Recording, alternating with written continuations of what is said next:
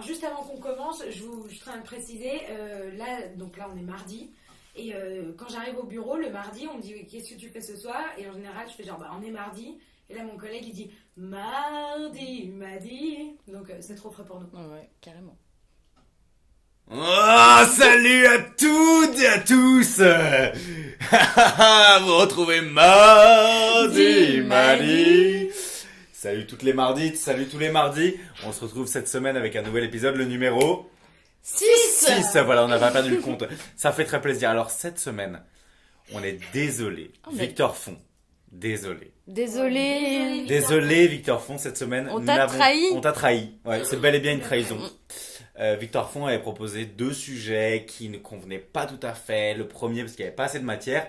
Le second parce que ça faisait un petit peu redit. Tu prends la bière, Bulle, je t'en prie, elle est vide. Cette semaine, nous avons donc fait appel à Synapeg pour nous fournir le sujet de ce mardi. Acolyte. Et c'est justement parce qu'ils sont acolytes que j'espère que Victor Font ne nous en voudra pas. Non. C'est pas son genre. Non, c'est pas son genre. Non.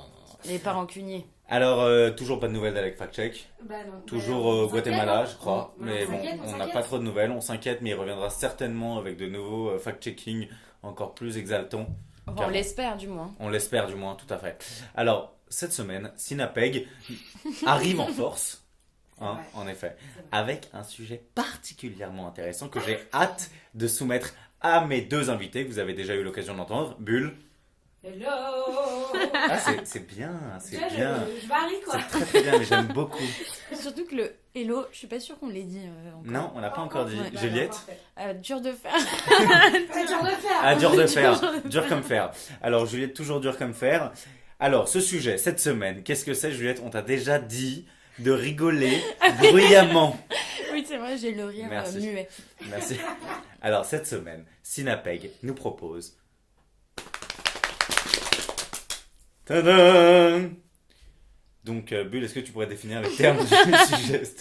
Donc, Synapeg nous propose le collectif... Tu ris fort. Ouais, ris fort. Pardon, je riais silencieux. Le collectif est-il une utopie? Oui, Bulle lève la main, oui. Bulle, première de classe qui intervient direct. Est-ce que je peux me permettre, parce que je sens que la question du collectif va me tomber dessus. Or, je tiens à préciser avant qu'on commence que j'ai fait mon TPE sur l'utopie en première. Je suis plutôt chaud pour l'utopie plutôt que le collectif, si on peut. Mais est-ce qu'on va commencer comme tous les mardis midi à définir en définissant les termes du sujet? C'est le boulot d'Élie en fait. Eh ben, d'accord, vous me renvoyez toutes les deux d'accord, la balançoire, c'est cool, ça me plaise. D'accord, vous entrez dans ce mardi midi avec beaucoup d'enthousiasme, ça me fait plaisir.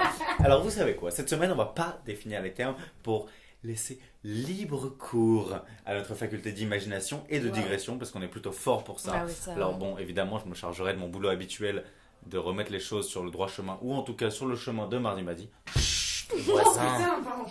Les voisins, plein enregistrement de podcast.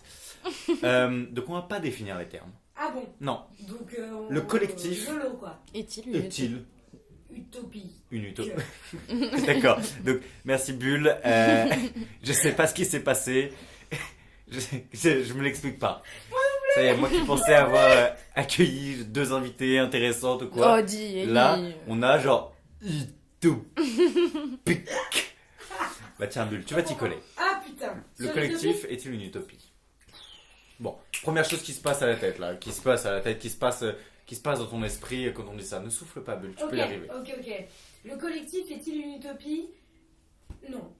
Alors là, on est sur un plan oui-non. En fait, je crois que Mardi Madi va finir en 1 heure où on tourne autour du sujet sans aborder une seule fois la question. Allons-y, moi je dis. Ah bon? Mais on est jamais c'est bien ce que je disais. C'est Mardi Madi va devenir vraiment complètement hors sujet. Le seul truc va être de nous entendre délirer pendant 1 heure. Ça va être totalement inintéressant. Déjà qu'on n'a pas énormément d'auditeurs, s'il vous plaît. Ok. Faisons un effort. Le collectif est-il une utopie? Eh bien, mon cher Elie, je vous répondrai en plusieurs points. Tout d'abord, sans véritablement définir les termes du sujet, puisqu'apparemment, c'est pas le programme aujourd'hui. Moi, je pense personnellement, à titre purement personnel, D'accord. Juliette. Que non, parce que pour moi, l'homme est un animal social. Alors, qu'est-ce que tu veux dire par là? Parce que c'est bien joli, mais... Moi, j'ai un peu de mal à concevoir l'homme comme une sorte d'entité solitaire, en fait. Je pense que l'homme est solitaire par contraste avec le collectif. C'est oh là là, stop, je m'arrête tout de suite, je m'excuse. Parce que là, ça part dans des trucs hyper métaphysiques. Non, mais on adore les trucs hyper métaphysiques. Mais si je puis me permettre, c'est Aristote, l'homme est un animal politique et pas social. Politique. Oui. Mais politique, la finalement. définition de la police. Bah oui, c'est la société. Donc, non, moi je suis je pense que c'est ce qui fait le charme de Mardi Madis, c'est les analyses métaphysiques doublées d'anecdotes très personnelles et un peu bébêtes, mais c'est ça qui fait plaisir aussi. Ouais. Donc, moi je pense que l'homme est un animal social, enfin un être social. C'est bon, il y a un paquet de philosophes qui en a parlé, mais moi je pense que l'homme, s'il n'existe pas au travers du regard des autres, il disparaît en fait. D'accord, alors qu'est-ce que tu veux dire par animal social? Ça veut dire comment il forme société? Qu'est-ce qui se passe concrètement? Moi, je pense que l'homme a autant... En fait, je suis assez sur du 50-50 ou à la limite du 40-60. Bon, ça se négocie, hein, franchement. Allez, c'est... Les stats. Les stats, c'est génial. Yes. Pour moi, l'homme, il a... En fait, pour moi, l'homme, il ne peut avoir une existence solitaire qu'à partir du moment où il arrive à exister avec les autres. C'est pour ça que pour moi, dire que le collectif est utopique, c'est évidemment complètement mais là, tu pars tout de suite en troisième partie. Là, c'est pas possible de commencer ce podcast comme ça. Je sur des définitions un peu, mais je sais pas, c'est le vin rouge, je pense que ça me... Tu vois, ça te stimule. C'est phénoménal. C'est pas ça? Les particules là. Ok, je ne sais pas. Juliette, c'est à vous. Alors moi, je pense que la question de Sinapeg... je n'en peux plus ce nom là. C'est trop bizarre. Je pense qu'elle interroge, soit notre capacité, soit notre échec à pouvoir vivre ensemble. Et ce qui est assez dingue, c'est que c'est une question qui est hyper... tu peux poser ton verre, Bulle. C'est une question un peu cliché parce que c'est la question qu'on retrouve dans tous les débats politiques. En fait, c'est même une question qui est un peu lourde maintenant, étant donné qu'on a passé à une période de présidentielle assez chargée, où la question du vivre ensemble, vivre tous ensemble, je dis la même chose, mais quelle que soit la religion, le machin, est-ce qu'on forme un peuple tous ensemble? Et est-ce que ça, c'est une vision qui est politiquement utopique ou elle est juste profondément réalisable et toute bête, et c'est même l'essence même de la société? C'est un truc qu'on a tellement rabâché et qui est devenu un peu une réflexion idéaliste de le collectif, machin, que c'est difficile d'y penser vraiment profondément. J'ai l'impression que c'est une question qu'on a toujours abordée en surface, en fait. Je sais pas si tu vois ce que je veux dire. Ouais, très bien. Je pense que de nombreuses personnes font le constat qu'on vit de plus en plus dans un individualisme forcené. Que différents facteurs on peut expliquer, comme le capitalisme par exemple, tout bêtement. Donc c'est vrai que cette question prend du sens, et à la fois elle a été soulevée déjà plein de fois, mais je pense qu'elle prend pas mal de sens aujourd'hui aussi, sachant qu'on a pu nourrir l'espoir d'une sorte de société ou de collectivité extrêmement forte, extrêmement puissante il y a quelques centaines d'années, et qu'aujourd'hui on y croit de moins en moins. Je pense que la question de Sinapeg, certes peut-être un peu téléphonée pour les intellectuels que nous sommes, bien sûr, mais a quand même son sens. Ah bien sûr, mais ça je remets pas ça en question. Et sa place. Bulle, t'en penses quoi? Est-ce que c'est une question importante aujourd'hui? Le collectif est-il une utopie? Est-ce qu'elle mérite d'être posée? Moi je pense qu'elle mérite d'être posée parce que à partir du moment où tu accoles le terme utopie à en fait n'importe quel concept, c'est qu'il y a toujours une sorte de tension.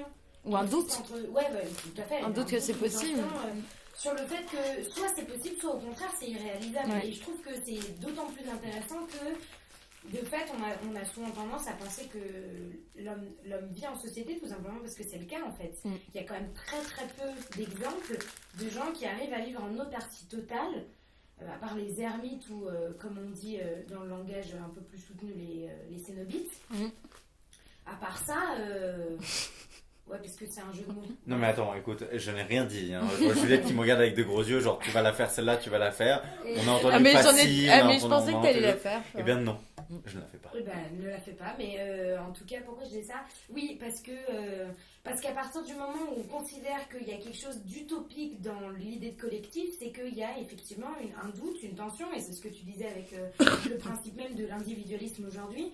Pour le coup, moi, le principe même d'individualisme, je le trouve très restreint dans la façon dont on en parle, comme si notre société aujourd'hui était vouée à mourir pour qu'on reste chacun de notre côté. Personnellement, je trouve que ça n'a absolument aucun sens. Alors, pour essayer de rebondir sur ce que vous avez dit et pour réagir un petit peu et essayer de contourner un peu ce sujet dont beaucoup de gens ont déjà parlé, le vivre ensemble, la société, etc., j'aimerais radicaliser un petit peu ce qu'on entend par collectif. Ça fait plaisir. D'accord ?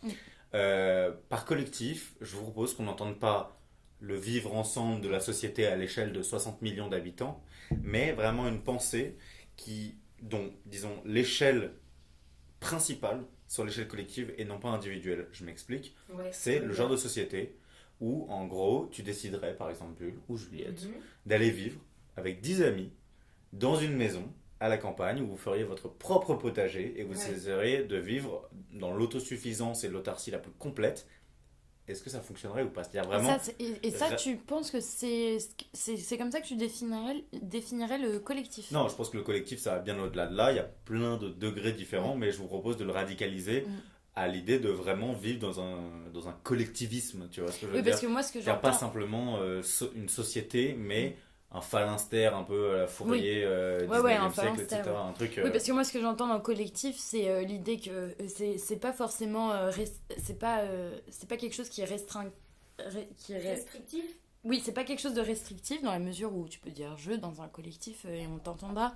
Mais c'est aussi cette capacité à réfléchir à travers le prisme du on, entre guillemets. C'est-à-dire un truc qui est singulier et pas pluriel. On peut prendre une décision tous ensemble qui soit en fait équitable pour tous et qui puisse permettre d'utiliser le singulier pour parler du tous, tu vois. C'est ça qui est beau dans le on, enfin dans le pronom non, on, pardon. Mais, qui est d'ailleurs le seul pronom neutre de la langue française. Oui, en plus, oui. Mais, et juste, j'avais un exemple, mais là...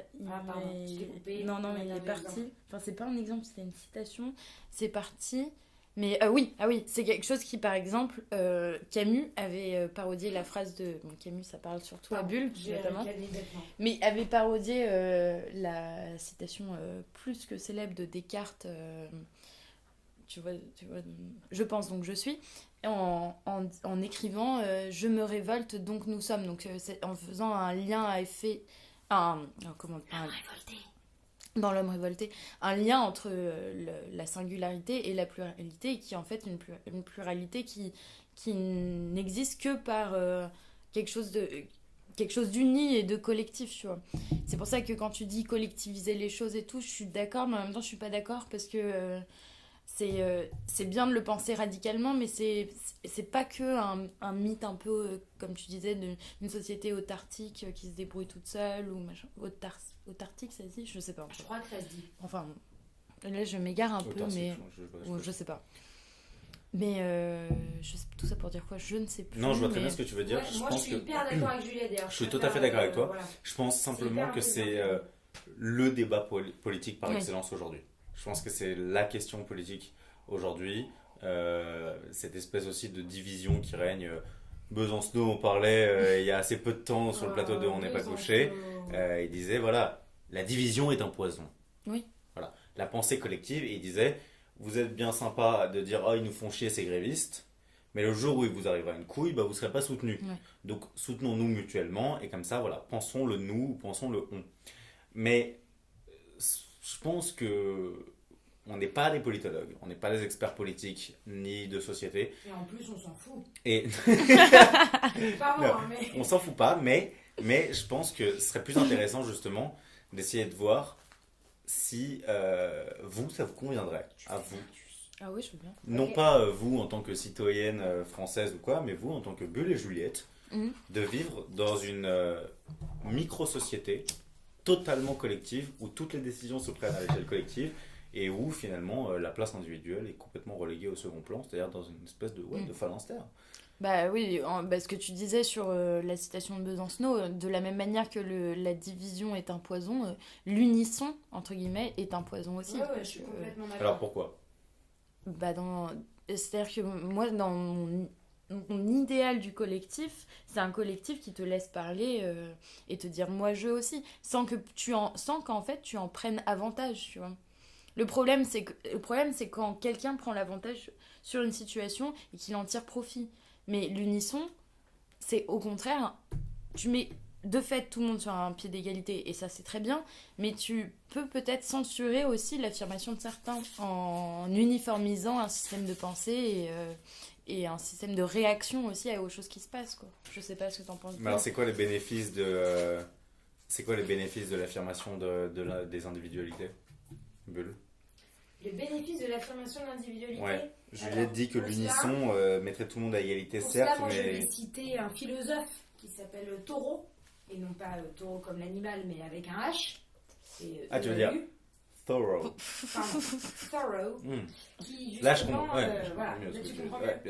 Bien Qui entendu. justement, il parlait en fait de, comment on appelle ça déjà, la désobéissance civile.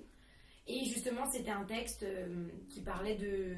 En fait, c'était une façon de légitimer la désobéissance civile par rapport aux lois établies.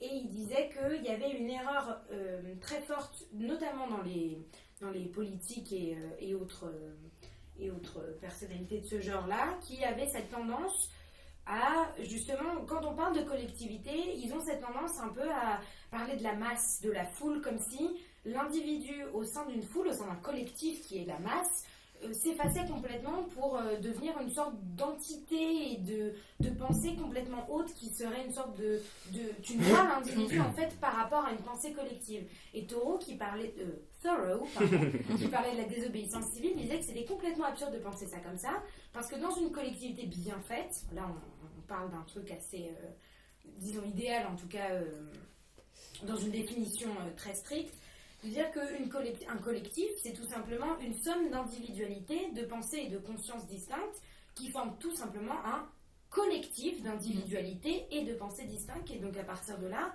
en principe, l'égalité et la parole de chacun est respectée au sein du collectif parce que c'est simplement une somme de conscience et non pas une sorte d'ensemble parfaitement flou. Pour reprendre le morceau pourri de je sais pas qui, toi plus moi plus tous ceux qui... Grégoire. Voilà. Tous ceux qui... Exactement. Oui. Grégoire a fait une fois de parole là-dedans. Oula, ça... c'est mea culpa, pardon. Et alors j'en profite pour remplacer pour un petit film un peu sympa que vous avez peut-être pas vu. Oula, Mardi Madi devient publicitaire. Ouais. Alors non, parce que moi ça fait partie... Elle en tire aucun bénéfice, je pense. Il n'y a pas de collusion, conflit d'intérêt là. Comme je le disais hors enregistrement, il se trouve que j'ai eu la chance ou le malheur, on ne sait pas encore, de faire mon TPE sur l'utopie. Et notamment avec une anarchiste qui était hyper engagée. Et donc j'ai eu la chance de découvrir à travers elle des trucs. Notamment ce film qui s'appelle L'An 01, que vous avez peut-être vu. Non. Qui est disponible gratuitement et légalement sur Internet. Ça pue la pub, quoi. Non, mais c'est un super ça sent film. mauvais d'ici. En gros, le principe de L'An 01, et je me souviens plus du réalisateur et tout, donc je m'excuse à l'avance, mais... si Alec Fakchek sort du Guatemala, peut-être qu'il pourra nous aider. Le principe, c'est en gros, le mec s'est projeté en disant si jamais mai 68 n'avait pas abouti à ce retour du général de Gaulle et à tout ça, qu'est-ce que ce serait devenu? Et c'est évidemment toute cette utopie hyper hippie, libertaire, etc., qu'on a vu vaguement émerger pendant quelques mois en 68. Et d'ailleurs, c'est quand même le cinquantenaire de 68, donc c'est bien qu'on en parle. Enfin, on a vu. Ça permet de dire quand même qu'on l'a pas vécu. Non, mais bien sûr, mais je veux dire, voilà, le on collectif, voilà pardon, le on collectif de la société. Et donc, bref, le principe, c'est qu'il se projette comme s'il n'y avait pas eu ce retour à la normale. Et il y a une scène, notamment dans ce film, où on décide que tout devient collectif, au point que même les propriétés privées, c'est-à-dire les appartements, ça se passe à Paris, les appartements parisiens deviennent publics.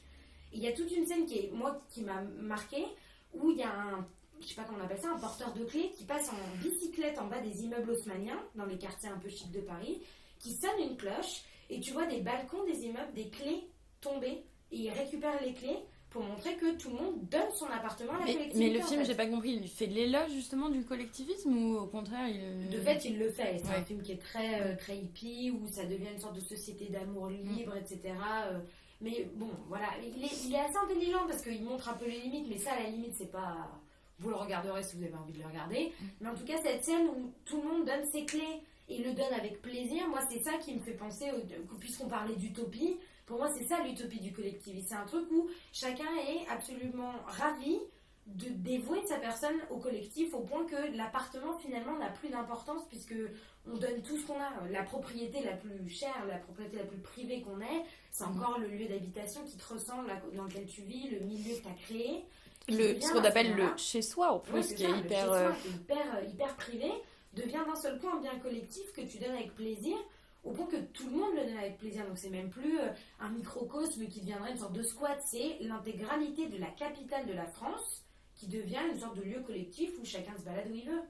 Mais moi, si je peux dire ça, mais je pense que vous vous accorderez peut-être tous les deux à ce que je dis, mais j'ai beau avoir envie de collectif et le défendre, disons théoriquement, mais en même temps, mais quel plaisir que les moments d'égoïsme, je veux dire. Bien sûr. Tu vois, c'est des moments qui, si on se privait vraiment de ces moments-là, on ressent quand même quelque chose de dingue quand on vit c'est des moments privilégiés que les moments d'égoïsme, où on ne partage pas.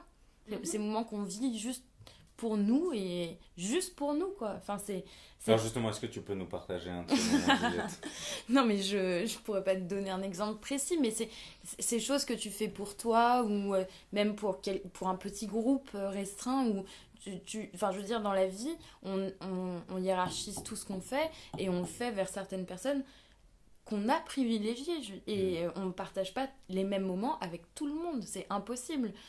Moi je le vis pas comme ça et peut-être qu'il y a des gens qui essaient et tant mieux pour eux, mais moi j'ai l'impression de ne pas vivre les mêmes moments avec tout le monde. Tu es en train de dire qu'en fait la pensée du collectif nuit je pense que au fait de privilégier certaines personnes parce qu'on est plus attaché à eux. Oui, voilà, c'est pas un truc où tu vas privilégier des gens de classe ou non. En fait. Oui, voilà, c'est ça. Je suis pas en train de dire que tous les gens qui gagnent plus de temps d'argent, c'est des gens avec qui tu vas vivre des moments privilégiés. C'est pas une question de classe, c'est une question d'affinité. Oui, voilà, c'est une question. C'est juste une question hyper simple, un truc qu'on vit au quotidien, c'est-à-dire qu'on va privilégier certaines personnes de notre groupe pour vivre des moments privilégiés encore. D'accord, mais ces moments privilégiés sont en quelque sorte privés. Voilà, ils ne sont pas dans l'ordre de la pensée collective. Oui, et c'est des moments qui, je pense, dans notre vie, sont hyper importants parce qu'ils font extrêmement du bien, quoi. Ouais, non mais pour moi, c'est ça tout le paradoxe du collectif et c'est pour ça que je trouvais ça très intéressant de mettre en exergue, comme on dit dans le langage technique, le principe de l'utopie et du collectif. Je suis complètement d'accord avec toi. Moi, qui suis quelqu'un j'aime beaucoup la solitude. Il y a énormément de moments où j'aime bien être seule. Puisqu'on était sur l'anecdote, moi, le truc que j'adore faire quand je suis seule, c'est hyper con, mais c'est lire à haute voix. J'adore lire à haute voix et je pense que c'est très narcissique aussi. J'aime beaucoup m'entendre lire.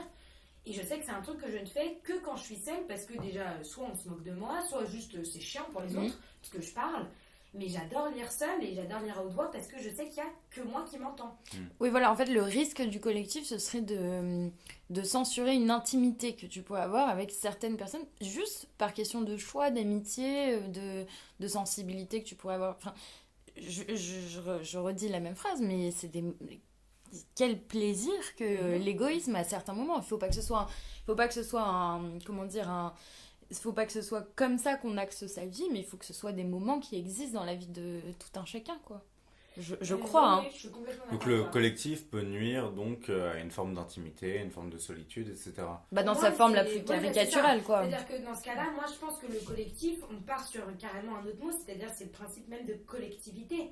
C'est-à-dire que pour moi, le collectif n'a pas forcément dans son essence, dans son concept, le principe d'effacement de l'individu. Je pense que ça, c'est plus quelque chose, c'est pour ça que je parlais de cette histoire de clé que je trouve particulièrement frappant, parce que là, c'est à l'extrême de ce que c'est que le collectif, mais pour moi, dans son essence même, le collectif n'a pas forcément quelque chose de restrictif pour l'individu. C'est le principe même d'avoir des sujets qui sont collectifs ou des sujets qui sont individuels. Si le mot existe, c'est bien qu'il y a eu une différence entre les deux et que c'est pas antinomique. Les deux fonctionnent l'un par rapport à l'autre.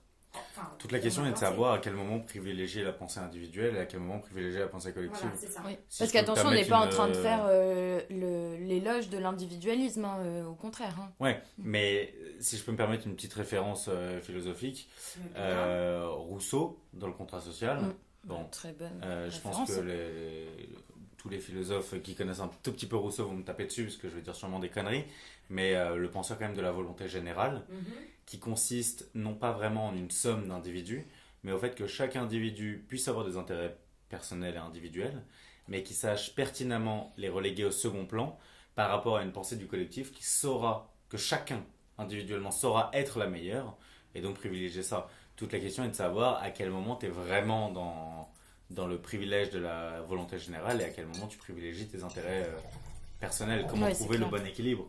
Je pense que c'est un petit peu aussi la question sociopolitique aujourd'hui.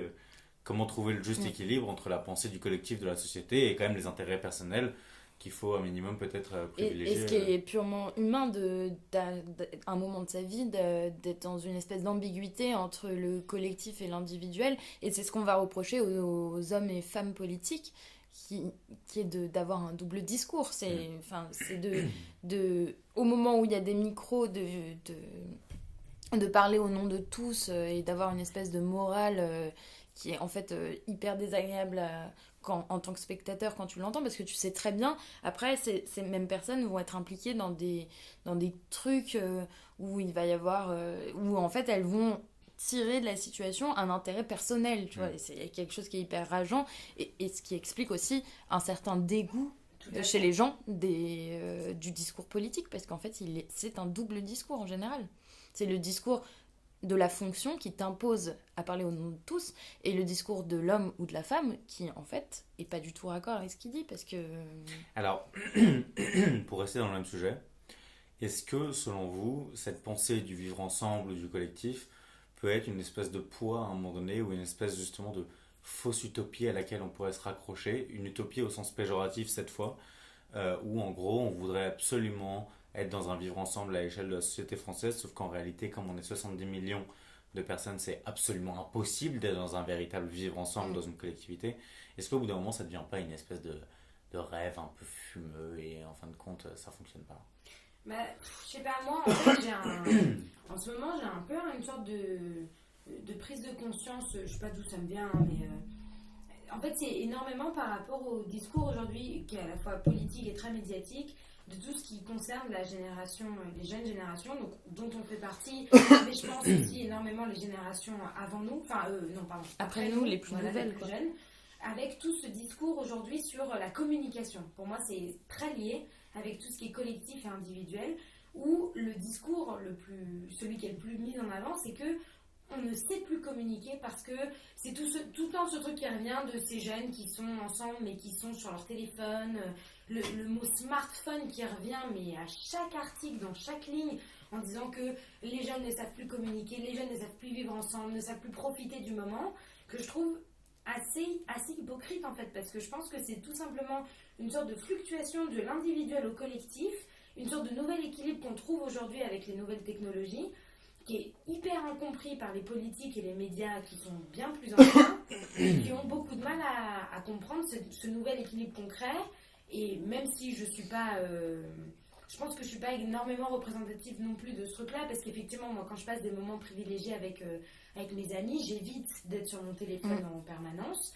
Mais je pense qu'il y a une vraie incompréhension à ce niveau-là, qui est une sorte de frein à toute cette définition du collectif, comme si aujourd'hui on avait oublié ce que c'était que l'idée du collectif par rapport à une forme d'individualisme. Or, si on prend le problème à rebours, si on regarde vraiment en quoi consistent les faits, pour moi, peut-être que je suis pour le coup trop utopique, mais j'ai l'impression que c'est l'inverse qui est en train de se passer en fait. C'est qu'il y a une sorte de volonté consciente ou inconsciente de cette nouvelle génération d'être un peu... d'être au contraire complètement collectif, ce qui n'est pas forcément quelque chose de bien, mais il y a une sorte de volonté d'ubiquité, de dédoublement qui se veut au contraire très collectif. Après, je pense qu'on est un peu dans une bulle, d'ailleurs bulle, moi, mais je pense que les jeunes dont tu parles qui utilisent beaucoup le collectif et qui parlent un peu au nom de tous, c'est aussi ceux qu'on a l'habitude de voir à Paris et tout. Là, on parle en temps de manifestation en plus, où il se passe énormément de choses dans la rue, les gens sont... Enfin, on vit quelque chose... moi, je dirais pas forcément d'historique, hein, mais en tout cas, on vit quelque chose... Il y a de la revendication dans l'air, en gros. Mais... c'est un peu bizarre, mais je trouve quand même il y a de la revendication dans l'air. Moi, je me sens pas particulièrement impliquée, et justement, c'est pour ça que parler de collectif, à ce moment-là, tout à l'heure, dans le métro, bon, j'ignorais le sujet, mais j'étais en train de me dire, mais justement, je venais de recevoir un mail en me disant, oui, ma fac bloquée, mon machin, je sais pas quoi. Moi, j'ai l'impression d'être complètement à côté du truc, quoi. Ça ne me concerne... Enfin, je ne me sens pas concernée en ce moment. Parce que c'est des choses qui sont très, très périodiques. Le fil vient de bouger tout seul. Ouais. On est d'accord là-dessus, ok, très bien. Mais alors, tout ça pour dire quoi ? Oui, pour dire que aussi, oui, les jeunes dont tu parles, je pense que c'est aussi ceux qu'on a l'habitude de voir. Et c'est un peu la jeunesse de gauche parisienne, bien pensante aussi, malheureusement, qui n'a pas forcément de problème, mais se sent l'obligation de parler pour tous ceux qui ont des problèmes. Et je peux être admirative, mais j'ai aussi une certaine distance vis-à-vis de ces gens-là. Parce que je pense que c'est pas naturellement humain, et tu disais l'homme est un animal politique, ou tu dis, je sais plus, social ou politique, mais je pense que c'est pas naturellement humain de parler aussi au nom de tous. Ce qui est humain, c'est de parler aussi au nom de soi. Et c'est peut-être... En fait, non, c'est pas ça qui est humain, c'est ça qui est animal de parler au nom de soi, je pense. Enfin, on en parlait dans un des sujets de Mardi Madi avec l'instinct, c'est que on vit quand même dans un truc où c'est un peu... la loi du plus fort, à celui qui se débrouillera le plus vite. Et je pense que c'est aussi profondément humain de vouloir se débrouiller, de chercher à ce que son soi-même se débrouille sans les autres et laisser un peu les autres de côté. Et du coup, j'ai un peu une... je sais pas trop où me placer entre ces gens qui défendent les autres et cette pensée de ces gens qui défendent les autres, et en même temps je peux pas m'empêcher de dire qu'ils pensent qu'à eux aussi, tu vois. Je pense que si les nouvelles technologies ont eu un impact, c'est peut-être dans cette idée de responsabilité qui excède en fin de compte ce qu'on est en mesure d'apercevoir ou de percevoir. C'est-à-dire que quel que soit l'endroit où tu vis, quelle que soit ta situation sociale, clairement t'es pas au fait en temps normal, sans les réseaux sociaux ou sans internet, de toutes les misères de la France. En réalité, tu n'en vois qu'une infime partie, même quand tu vis dans les plus grandes villes de France. Donc, cette espèce de responsabilité, comme si le Marseillais allait se sentir responsable de quelque chose qui se passe pour les habitants de Bordeaux ou de Toulouse, ou etc. Il y a quelque chose de l'ordre d'une diffusion de la communication et de la responsabilité avec les réseaux sociaux. Ce qui, pour moi, je pense, est une espèce de faux collectivisme ou de fausse pensée collective. C'est comme s'il fallait assumer absolument, entre guillemets, toutes les misères du monde. Alors, je tiens bien à dire que voilà, c'est une pensée un peu tendancieuse, mais de fait, il y a cette idée de culpabilité qui se répand, où, dans la mesure où on est capable d'avoir des informations sur de plus en plus de choses qui se passent, et où on est au courant, nous, la génération, aujourd'hui, au XXIe siècle, de globalement tout ce qui se passe dans le monde, on se sent triste ou ému ou responsable, ou au contraire détaché, parce que les réseaux sociaux ont cet impact aussi de nous détacher de problèmes qui, à vrai dire, sont hyper importants, mais voilà, ça passe par le prisme d'un écran, etc. C'est très très loin, c'est à l'autre bout du globe, mais comme si on devait assumer sur nos épaules une misère qui se passe en Indonésie ou je sais pas où, etc. Mais je suis complètement d'accord avec toi. En réalité, les hommes, les Français, n'ont jamais été soucieux d'un génocide qui se serait passé en Indonésie, et vice versa. Et d'ailleurs, parce que c'est comme ça que la perception humaine fonctionne, elle est réduite, bien sûr, limitée. Et c'est un concept qui existe. Alors je sais plus quel est le nom exact, mais c'est un truc style sensibilité géographique, ou je sais pas trop comment on appelle ça. On peut même l'illustrer à l'échelle de la France. Si on compare notre degré d'émotion, en tout cas le mien, et je sais pas si vous le partagez, mais entre les attentats à Paris et les attentats à Nice, par exemple. Nous, Parisiens, qui connaissons les lieux en plus qui habitons ce quartier où il y a eu tous ces attentats, j'ai été 1000 fois beaucoup plus traumatisée, touchée par ce qui s'est passé à Paris que par les attentats de Nice, parce que tout simplement, j'habite pas à Nice. Et de la même manière, mais alors plus tu vas loin, plus ton degré de sensibilité, il est faible. Je veux dire, ce qui est dingue, c'est de... Le collectivisme, il a ses limites. C'est-à-dire qu'on est un collectif quand il s'agit de défendre des droits à l'université et tout. Bon, là, je pousse un peu mon coup de gueule. Mais quand il s'agit de défendre la cause des migrants, il y en a. Mais enfin, on bloque pas les facs, quoi. Enfin, je sais pas qu'il faut bloquer les facs pour... Les migrants et la fac, ça n'a rien à voir, mais... Ce que je veux dire, c'est que le degré de mobilisation, il est 1000 fois plus faible. Enfin, 1000 et même 150 000 fois. Et la préoccupation au niveau gouvernemental, elle est beaucoup plus faible quand il s'agit de penser à une échelle beaucoup plus large. Donc le collectivisme, il n'a de sens que s'il est total, s'il est universel. S'il est réduit à une échelle régionale... on peut même plus parler de collectif. Je suis pas tout à fait d'accord. Moi, je pense que, en effet, le vrai problème du collectif, enfin, de la pensée du collectif, c'est l'échelle. Parce que de toute manière, l'homme, même si au 23e siècle, on vit dans un monde encore plus mondialisé, encore plus connecté qu'aujourd'hui, etc. Inch'Allah. Voilà, de toute manière, on n'aura jamais une vraie pensée collective et extrêmement affective, préoccupée des habitants qui vivent vraiment à l'autre bout de la planète, alors même oui, mais sauf que le sujet de Sinapé, il soulève des termes hyper théoriques qui sont universels. La question exacte, c'est le collectif est-il une utopie? L'utopie, c'est un thème qui est pensé dans son universalité, et le collectif, excuse-moi, encore plus. Moi, je pense pas nécessairement. Je pense qu'il peut y avoir une pensée du collectif à l'échelle soit régionale, soit encore beaucoup plus inférieure. C'est-à-dire, il y a eu beaucoup de penseurs qui se sont dit, ok, aujourd'hui, on est face à des problèmes ultra locaux et des problèmes ultra mondiaux. Oui. On doit à la fois affronter le réchauffement climatique, qui est un problème ultra mondial, qu'on ne peut pas résoudre à l'échelle régionale. Qui est la première cause de migration dans le monde. Voilà. Et d'autres problèmes extrêmement précis, locaux, de corruption, de choses comme ça. Il faut faire varier les échelles, nécessairement.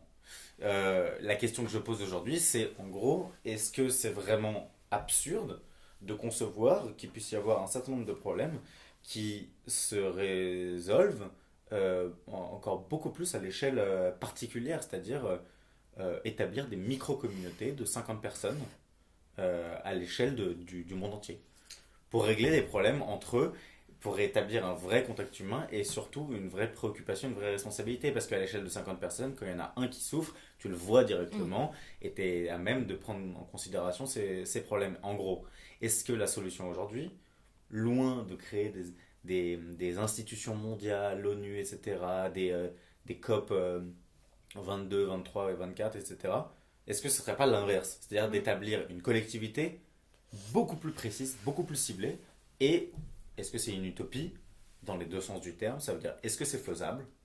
Première chose. Est-ce que c'est souhaitable? Bien sûr. Oui, mais après, le risque, c'est de tomber aussi dans le conflit entre collectifs, tu vois. C'est pour ça que moi, j'imaginais le terme collectif plutôt dans son universalité, parce que après, tu changes d'échelle, mais tu crées encore des conflits plus entre moi-je, donc entre personnes, mais entre collectifs. Pourquoi nécessairement? Parce que Enfin, pour moi, c'est juste, au lieu de parler dans le monde de une seule personne qui s'oppose à une seule personne, t'opposes...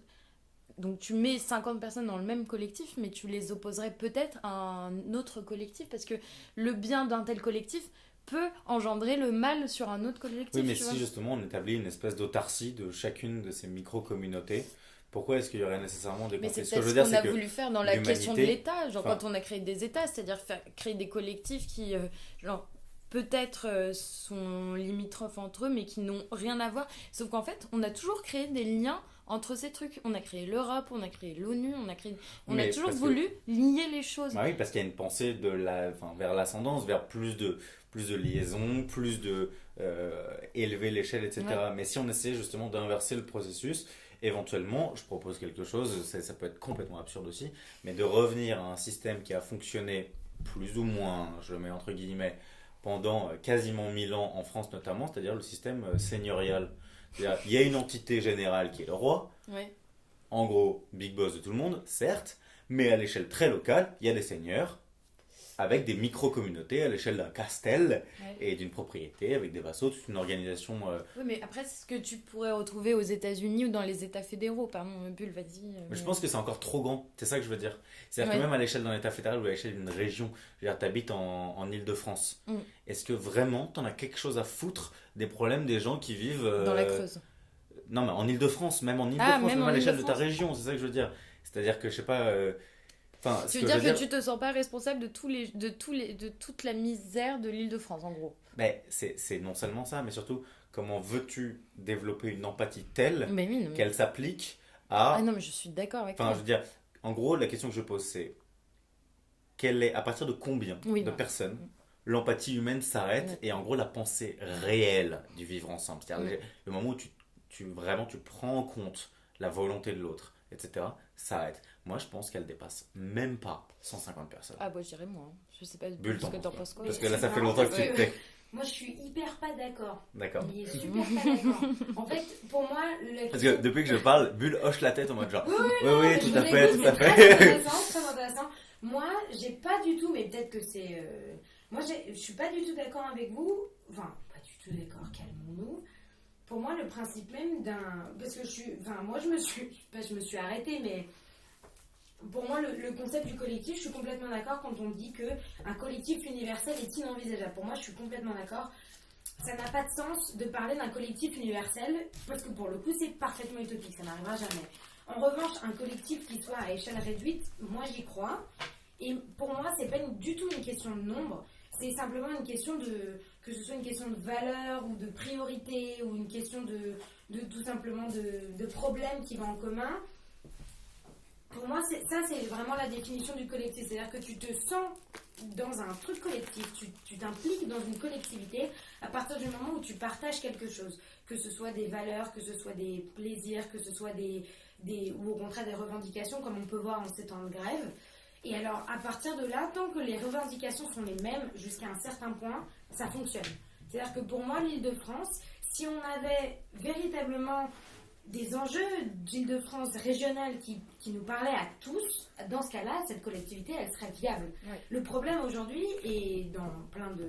Enfin, aujourd'hui, que ce soit politique ou social ou etc., c'est qu'on a tendance à justement tuer ces valeurs communes. Et c'est un truc qu'on reproche, c'est pour ça que je parlais des jeunes générations, c'est un truc qu'on reproche énormément aux jeunes générations, de cette histoire d'individualisme comme si on n'avait plus des valeurs communes, alors que c'est finalement une façon de masquer le problème. On a tous des valeurs en commun qu'on décide soit de mettre en avant, soit de cacher. Et pour moi, le principe même du collectif, il est viable. Prenons un exemple hyper concret qu'on a tous vécu et que tous nos auditeurs auront vécu, je pense, un concert. Ah, tu vois, j'allais dire un match de foot. Et ben, c'est Parce pareil. que la Pour Coupe moi, du c'est Monde arrive vraiment bientôt l'appareil. et je pense que c'est les moments où l'État regagne en force. Oui, complètement. Parce que c'est C'est-à-dire le que moment où- individuellement, tu as raison, le match de foot, c'est un très bon exemple. Moi, il y a quand même peu d'expérience où j'ai l'impression d'avoir tué mon individualité pour un collectif avec plaisir. Ouais, je suis complètement d'accord avec toi. Ma comédie musicale de 3e. Ça me fait plaisir d'en Oui. parler. Starmania. Starmania, c'est ça.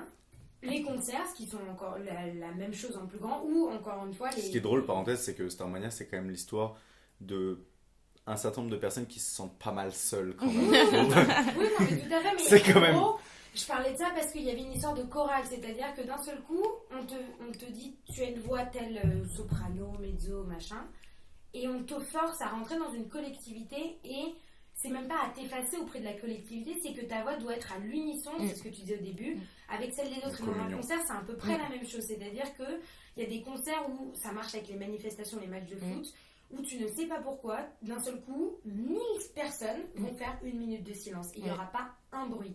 Ou au contraire, on va te dire faites oh, oh, oh, oh, et tout le monde va le faire sans se poser la question. Tu peux le refaire un Il petit peu Oh, oh, oh, oh. Non, mais t'as complètement raison. Et il y a un truc, moi je me souviens, bon ça c'est hyper personnel, pardon, j'ai toqué la table, mais et je pense que c'est pareil dans ceux qui sont autour de cette table et au-delà de ça, il y a une sorte de...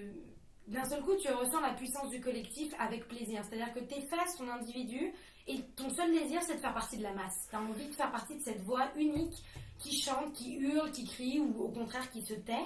Parce qu'il y a une sorte d'entité qui dépasse complètement ta personne. Parce que vous avez trouvé le point commun entre toutes ces personnes, que ce soit un artiste, une équipe de football, une équipe de sport, un politique, pourquoi pas, ça arrive dans les meetings politiques où dans le cas de manifestation, une sorte de valeur commune où d'un seul coup tout s'efface. Enfin, prenons un exemple beaucoup plus large, par exemple l'Union sacrée, qui est quand même un exemple inédit en France de ce truc les partis politiques s'entendent pas, mais là on est en temps de crise. Oui. Il se trouve que c'est un temps de guerre, mais c'est surtout un temps de crise. Donc on serre les coudes, quoi. Exactement. On va mettre à côté les écarts, que ce soit les communistes, la droite, la gauche, l'extrême droite, on s'en fout. Est-ce que malheureusement on dit qu'en temps de crise, style attentat ou tout comme ça? Alors... C'est-à-dire que de temps en temps, moi c'est pour ça que je pense que le collectif en tant qu'utopie, pour aller au sujet, c'est pas un concept qui est complètement mort, parce que on a tendance à dire que la société devient de plus en plus individualiste. Or il se trouve qu'on a besoin de temps en temps d'avoir ces moments hyper forts où, à l'inverse, on se perd dans le collectif, parce que pour moi, c'est intrinsèquement humain. C'est-à-dire que de temps en temps, on a besoin, et c'est aussi pour ça qu'on peut se moquer de tout ce qui... Enfin, se moquer. En tout cas, tu vas railler tout ce qui est... après les attentats, quand il y a eu énormément de trucs, ouais, on va tous en terrasse, on fait la minute de silence, on machin. Il y a énormément de gens qui ont dit oui, c'est du surfait, Charlie Hebdo. Mais en même temps, sentimentalement, pour l'homme, c'est hyper important, parce que ça te permet de enfin te reconnecter avec ce qui est le collectif, ce que c'est que de partager quelque chose. C'est d'ailleurs la force de la phrase de je suis Charlie, c'est pas nous sommes Charlie, c'est chacun individuellement est Charlie. Et c'est ça qui crée Charlie en tout. Et si je peux rajouter juste cette idée que en fait en France j'ai l'impression qu'on a tendance à donner un pouvoir fou à l'idée d'État et même aux gens qui incarnent l'État, et justement la force de l'État c'est de pouvoir à certains moments assumer sa faiblesse et céder sa force à quelque chose d'autre. Par exemple la Coupe du Monde qui va arriver beaucoup, cette humilité de l'État à ne pas intervenir, à ne pas politiser les choses et juste à faire sonner tous les cris à l'unisson.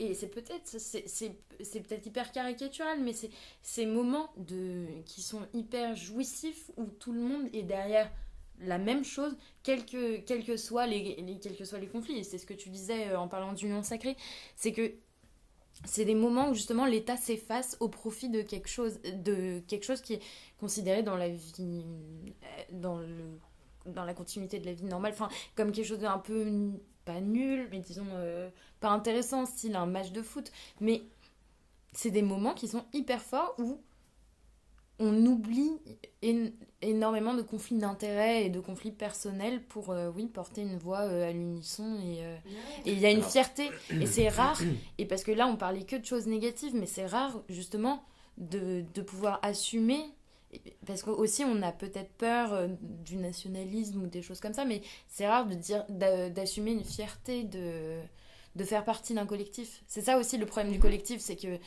il a tellement ces dernières années, je parle presque en termes de siècle, mais il a tellement souffert de comment on l'a traité et comment on l'a caricaturé, comment on l'a amené vers des mots en isme. Vous voyez de quoi je parle. Que en fait il y a des moments où on n'assume plus en fait d'être un collectif, et c'est dommage. Parce que du coup, on relègue ces moments de collectif, politiquement par exemple, à des partis qui en font mauvais usage. Ouais. Alors je me permets de réagir parce que je suis totalement d'accord avec vous. Ce sont ces moments de grâce qui font la collectivité et qui sont particulièrement beaux et qui sont particulièrement humains aussi. Mais précisément, ces moments sont rares. Ces moments sont des moments de grâce, des moments qui arrivent comme ça de temps en temps. Voilà, un match de foot, un concert. Et j'ai l'impression que le point commun entre ce que tu dis, c'est soit ces instants vraiment rares, soit l'union et la communion à travers la révolte. Donc on revient un peu sur Camus, mais toujours dans une optique de conflit ou d'opposition par rapport à un ordre établi. Je suis d'accord que c'est extrêmement important, c'est fondamental même. Mais dans l'idée d'utopie, en tout cas ce qu'on entend par une utopie, sur le plan littéraire par exemple, c'est quand même l'institution d'une société qui fonctionne, qui a un certain nombre de règles, un certain nombre de manières de fonctionner, et de manière durable. C'est-à-dire, c'est pas des moments rares, des instants de grâce qui, je suis d'accord, existent, et qui sont pas de l'ordre de l'utopie, qui sont bien réels. Mais ce que j'aimerais vous demander là maintenant, c'est, au-delà de ces moments de grâce, et au-delà de cette révolte, qui est quand même le principe d'agir contre quelque chose, est-ce qu'un système social, d'organisation sociale, est vraiment possible sur cette idée-là de collectif? Après, tu parlais de façon littéraire, mais le mot utopie, il est porteur de son sens. Je veux dire, étymologiquement, l'utopie, en grec, c'est un non-lieu. Le topos, c'est un lieu. Et le U, c'est un U. C'est comme un alpha privatif. C'est un lieu qui n'existe pas. Donc, déjà, il porte l'idée même qu'il est irréalisable, le mot utopie. Il y a aussi l'idée de utopie qui est le lieu de bonheur, le lieu du bien, du bien. Le E, c'est toujours le E. Mais... Bien, oui. Mais oui, mais ce que je veux dire, c'est que déjà, c'est pas de la grammaire, mais enfin, je veux dire, syntaxe. Non, c'est même pas étymologiquement, voilà. Le mot est très porteur de son sens. Quand on parle d'utopie, on parle forcément d'un imaginaire, parce qu'on parle d'un non-lieu. Et c'est Thomas More qui est... on est toujours dans un... Quand on parle d'utopie, il me semble qu'on est toujours dans un discours qui est théorique. On n'est pas... On parle rarement de concret. Donc quand tu veux imaginer une société qui ne vit que par le prisme de l'utopie, il me semble qu'on est toujours dans un degré qui est au-dessus du degré que... Je pense pas qu'il s'agisse de vivre dans une société qui est à travers le prisme de l'utopie, c'est plutôt à travers le prisme de la collectivité. Oui, de la collectivité comme utopie, je veux dire. Oui, mais justement, toute la question est de savoir si c'en est vraiment une ou pas. C'est-à-dire que je pense que ces instants de match de foot, de concert, nous sont des instants d'exception précisément parce qu'on les vit jamais.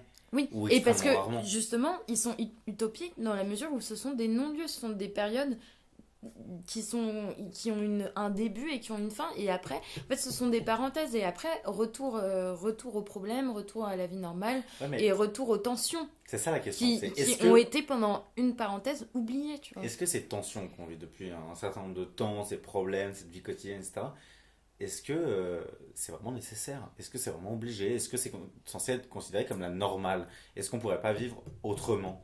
C'est-à-dire, et là en gros c'est un peu le moment hypothèse méthodologique de la chose, où je vous demande à vous, Juliette et Bulle, est-ce que vous pourriez concrètement aujourd'hui quitter la société française pour vivre avec 10 personnes, 15 personnes, 20 personnes grand maximum, dans vraiment une sorte de phalanstère à la Fourier, c'est-à-dire en gros une maison de campagne où vous faites votre potager, vous élevez des petits bouquetins, des petites chèvres qui vous fournissent du petit lait, du petit fromage, tout est super, et vous n'avez pas besoin de passer par les moyens de la grande distribution ou quoi. Vous êtes à la Candide de Voltaire, quoi. À la Candide, c'est l'utopie, et c'est très 68 arts, c'est le retour à la terre. Il nous faut cultiver notre jardin. C'est ça. Est-ce que vous, ça vous plairait comme idée? Si on me regarde... C'est quoi? Attendez, j'avais une idée. Qu'est-ce que c'était? Oui, alors, moi, je pense que... Est-ce que tu pourrais vivre avec moi, Bulle? Est-ce que tu pourrais vivre avec moi, Juliette, Victor Fon, Sina Peg, Alec Fakchek, comme ça dans une communion? Le principe même de ce on a créé des personnages. C'est intéressant.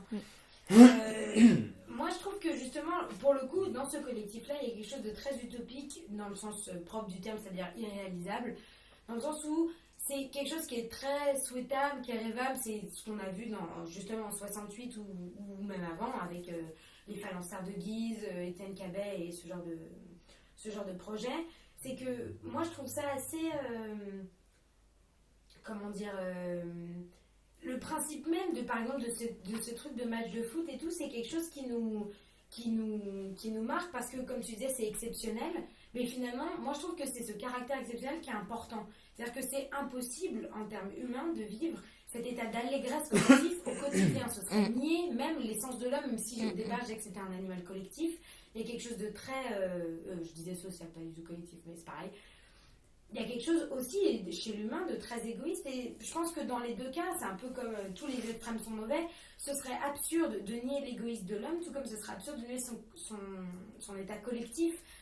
L'important, c'est de trouver une sorte de balance entre les deux, de quelque chose qui te laisse la place à l'individualité s'exprimer, et en même temps à une partie du collectif quand le besoin se ressent, de s'exprimer, que ce soit en termes amical, quand c'est un groupe d'amis, régional, quand on parlait de l'Île-de-France, ou étatique, quand c'est par exemple une catastrophe, ou plus positivement une manifestation sportive, ou quelque chose de genre là. Imaginons que dans ce genre de collectivité, à 10 personnes par exemple, tu aurais ton mot à dire, chaque individu serait pris en compte, et ce serait pas juste à l'aune de la collectivité, ou la collectivité c'est un nouvel étalon ou quoi que ce soit, tu aurais ton mot à dire, mais ça pourrait être une vie parfaitement indépendante du reste de la société et du reste des humains. Est-ce que tu la moi je me souhaiterais? ferais hyper chier. Typiquement, ce genre de personnes qui vivent en coloc avec 6 autres personnes, on en connaît, enfin, je veux dire, des gens qui ont voilà, une super baraque incroyable et qui vivent tous ensemble, quoi. Alors je dis pas qu'ils sont complètement autonomes, mais je dis juste qu'il y a un truc de la vie collective qui est, en tout cas pour moi,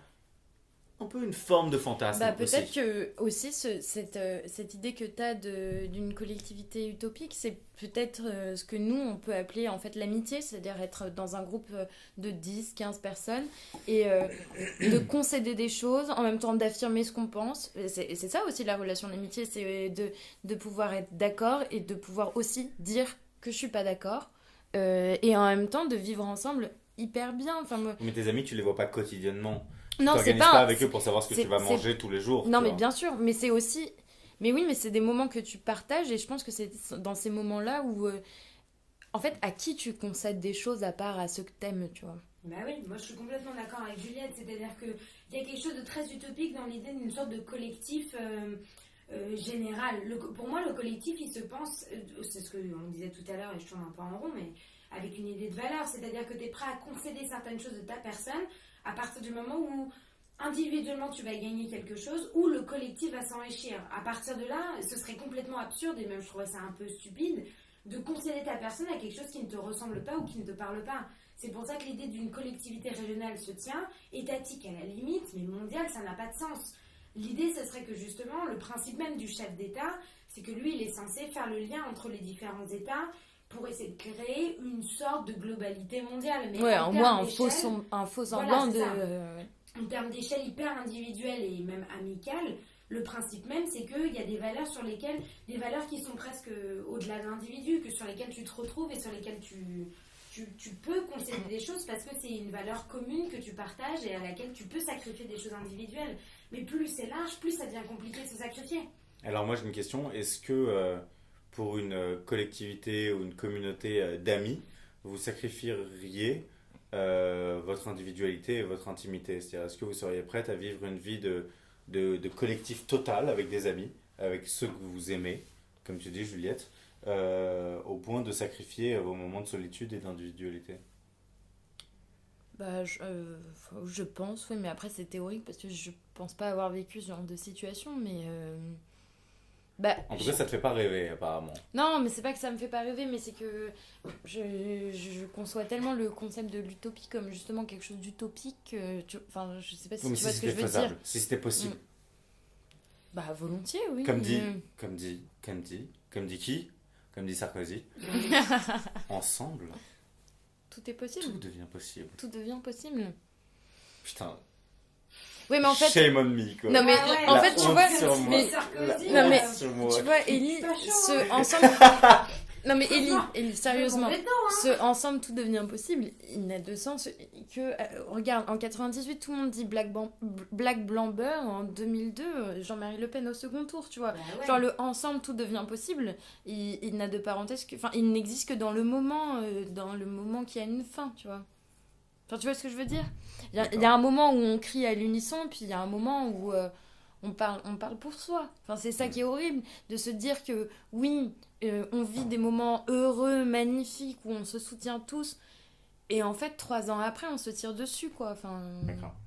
Donc pour toi, Juliette, en tout cas, la collectivité est une notion fondamentale, mais elle est pensable que en balance ou en juste équilibre avec oui, parce que pour moi, la collectivité... elle est malheureusement malmenée par le fait qu'on pas qu'on a son mot à dire, mais qu'en fait on veut gagner, quoi. Donc toi, t'aurais pas pu vivre dans une communauté hippie? Non, mais en fait, je crois que je suis trop que pessimiste. En fait, c'est horrible. C'est pas une question de pessimisme, mais c'est juste t'es pas du tout hippie, quoi. Non, je suis pas hippie, non. Mais bon, je suis pas non plus pour une situation... Let the sunshine, let the sunshine. Non, mais je veux dire, en vrai... Comment... Enfin, c'est trop dur d'être hippie maintenant, je trouve. Je sais pas. Et c'est à moi de parler là. Ouais, je sais pas. Parce que tu fais... Mais après, je fais pas la défense de l'individualisme, hein, loin de là. Enfin... Je voudrais que justement on soit bien comprise l'ambiguïté qu'il y a entre... Enfin, pas l'ambiguïté, mais Ah, je fais un geste avec mes mains. On dirait un berceau. On dirait une cruche très ouverte. très ouverte. Ah, le fossé. Je veux dire, le fossé qu'il y a entre individualité et collectivisme. Et il y a un monde. Ouais, non, mais il y a un monde. Mais tu vois. Non, je pense que toutes les mardis ont bien compris que tu n'étais pas totalement individualiste ni totalement collectiviste et que tu pensais à un juste équilibre entre les deux. Oui, voilà. Pour moi, je pense que c'est même... Oula, pardon, je touche le fil. Je pense que c'est même le principe même du collectif. C'est-à-dire que l'essence même du collectif, c'est parce qu'il existe à côté une forme d'individualisme. Et l'idéal, puisqu'on parle d'utopie et donc d'idéal, c'est de trouver ce juste milieu entre les deux, dans le sens où l'individu se retrouve dans le collectif, trouve des choses sur lesquelles il peut se baser, sur lesquelles il peut défendre et ce qu'il a envie d'incarner, et que le collectif n'écrase pas l'individu, sinon effectivement ça meurt. Non, si on parlait de colloque ou de communauté hippie, moi dans l'idée, je suis complètement partante, dans le sens où il y a quelque chose de très beau à être complètement collectif et à pouvoir tous les jours partager des moments privilégiés avec... Voilà. Mais le principe même de ce partage, c'est qu'il ne doit pas écraser l'individu. Et l'idéal, c'est pour ça que, est-ce qu'on peut parler d'utopie ou non, c'est toute la question, et c'est pour ça que ça boucle finalement, c'est que le principe même du collectif, c'est qu'il n'existe que tant que l'individu existe. À partir du moment où le collectif écrase l'individu, le collectif n'a plus de sens. Le principe même du collectif, en tout cas pour moi, c'est que c'est des sommes d'individus qui arrivent à se considérer en tant qu'individu, et parce qu'ils se considèrent en tant qu'individu, ils forment un collectif. Quand tu écrases l'individu, tu perds la notion du collectif. Parce que dans ce cas-là, on crée un autre mot, et je ne sais même pas ce que c'est, mais c'est une sorte d'entité qui deviendrait une individualité propre. Ça n'a pas d'intérêt. Alors moi, j'aimerais vous poser une dernière question, vous soumettre une dernière idée pour terminer cet épisode de Mardi Madi. J'ai l'impression, pour essayer de twister un peu les termes de notre sujet proposé par Sienna Pegg, que l'utopie ne se comprend qu'en tant que collectivité.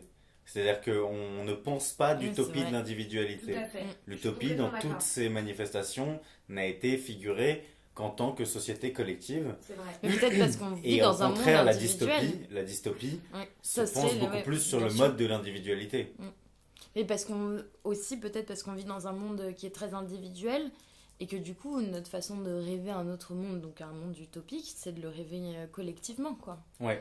Je pense d'ailleurs aussi pour contrebalancer cette idée que toute la force des dystopies, c'est-à-dire l'inverse des utopies, des sociétés cauchemars d'aujourd'hui, c'est précisément l'inverse, c'est-à-dire de prendre le collectif comme un cauchemar, de prendre le totalitarisme comme une pensée de la transparence absolue où tout le monde se regarde, tout le monde sait ce que fait tout le monde. Et donc, voilà, avec la police de la pensée, on est au courant de tout. L'absence d'individualité, de pensée personnelle, donc de liberté, c'est le moment où la collectivité devient une espèce de totalitarisme, de société cauchemardesque, quoi. Donc, je suis assez d'accord avec vous sur le fait que ça peut sembler cauchemardesque. En fait, les deux facettes ne sont qu'une seule et même médaille, l'individualisme, la collectivité. Non, mais c'est vrai, hein, le principe même du... Mais oui, c'est pour ça c'est hyper intéressant, le principe de l'utopie qui se pense qu'en termes de collectif, c'est Oh putain, j'ai trouvé mon collant, je l'ai acheté putain, hier. Est-ce que quelqu'un ici veut donner son collant à Juliette? Faites preuve d'un petit peu de collectivisme, s'il vous plaît. Merde. Putain, c'est dégueulasse, je l'ai acheté hyper cher là. Oh, ils font chier. En plus, c'est un truc ventre plat là. Je me suis trompée là. Ça gaine le ventre, c'est horrible. Voilà, les je tensions suis de désolée, l'individualisme je suis- réapparaissent. Non, Ça mais y là, est. c'était archi sérieux. On n'a fait aucune anecdote. Ouais, c'est vrai. Alors Juliette, en quoi cette anecdote est-elle représentative de ta pensée de l'individualisme ou de la Bah, je suis collectivité? énervée et je suis énervée que parce que j'ai un problème personnel, tu vois, c'est ça et j'en veux au monde. Ah. C'est ça Et qui est ce dingue. beau, Hein. c'est que malgré tout, Mardi Madi continue et que ça, c'est une ambition collective et c'est ça qui est beau. Et ce qui est génial, c'est qu'on a commencé à prendre l'habitude de finir chaque épisode sur une anecdote un peu frisson, un peu Là, émouvante, un le peu, trou tu dans vois, le collant de Juliette, c'est exactement un peu la thrilling, même chose. tu vois, t'as les poils comme ça, et bah, moi, l'anecdote de Juliette sur le trou dans le collant, bah, ça m'a donné des frissons, je suis ému, voilà, je souffre pour toi, Juliette. On Bah, partage je te cette remercie. Bah, souffrir avec, c'est le principe de l'empathie. Hein. Ah ouais. Et c'est Et même bim étymologiquement ce que ça veut dire. Et hein. c'est peut-être aussi Non, le c'est la principe sympathie, pardon. de la sympathie. collectivité. C'est beau ce que tu Mm. dis. C'est toujours beau ce que dit Ellie en fin de podcast. Hein. Écoutez, sur cette dernière gorgée inexistante, puisque mon verre est vide, Bah, mais je je te vais quand même resserre. faire semblant. Ah, je veux Tu sais bien. ce qu'on dit? Verre vide, je te plains, verre plein, je te vide. Allez, juste de quoi une gorgée, voilà. À la vôtre, à la collectivité, mais à l'égoïsme dont Juliette faisait l'éloge. Tu pourrais écrire un bouquin qui s'appelle Éloge de l'égoïsme. Ça sonne super bien comme une best-seller. Ça fait un peu macroniste. Ça fait un peu macroniste, mais bon, why not hein, aujourd'hui, voilà, tant qu'à faire, maintenant là. Pourquoi pas? Alors, Et très bon ce petit vin blanc. Hein. sur ces bons mots, Ça me fait plaisir. on va vous laisser. Allez. Allez les Chers mardis. et chers Et les mardis, auditeurs, quoi. auditrices. Et oui. Je pratique l'écriture inclusive orale. Oui, tout à fait. Mais moi je l'ai fait tantôt parce que Chers auditeurs trices. franchement c'est quand j'ai utilisé homme politique, je me suis dit non homme et femme politique. Ah, mais femme c'est politique. c'est un Mais je mot crois- hyper ouais, discriminant. l'écriture c'est horrible, hein. inclusive est une pensée de la collectivité. Ah bah ça c'est clair. Hein. Peut-être sujet d'un prochain Ah podcast. bah oui. Et moi, j'ai particulièrement hâte qu'on ait un podcast féminisme. Ah, moi et je aussi. sens Hein. qu'on va s'en donner à cœur joie. Bu Je le souffle l'ai. d'avance, mais Ouais. en vrai lâte. En Parce- vrai lâte. Parce Ouais, qu'on- on peut Elle se s'embrouiller pourlèche hein, les sur babines. ce genre de sujet. On peut Ouais, s'embrouiller, on mais peut c'est ça qui est s'embrouiller. bon aussi. C'est que là, tu vois, sur Mardi Madi, on commence à être un peu trop sympa les uns Ouais. avec les autres. Puis J'ai là on envie a qu'on- été archi sérieux. Voilà, on a été très sérieux. On a Moi, fait j'ai pas de perdu blagues. le fil. T'as perdu le fil. Je préfère vous le dire. Je pense qu'on peut. Attends, là on n'est pas encore en off. Ah, déjà. Là on n'a pas On encore l'a arrêté. fait, On n'a pas encore arrêté l'enregistrement. Je pense Attends, qu'on c'est- pourra se permettre un petit peu de s'embrouiller, de se foutre sur la gueule, de Mm. repartir Allez, brouiller ça pour fait de plaisir. nouvelles aventures. Un peu d'insultes, un peu Un d'insultes. peu d'insultes, un peu de colère dans Mardi Madi. Allez, on vous fait des bisous. En revanche, vous, on vous aime. Jamais on ne sera énervé contre vous. Vous, les auditeurs tristes, Collectivement, on vous aime. kiffe. Les mardis, on se retrouve la semaine prochaine, mardi prochain, pour un nouvel épisode de Mardi Madi. On vous fait des bisous. Ciao, ciao, bye bye.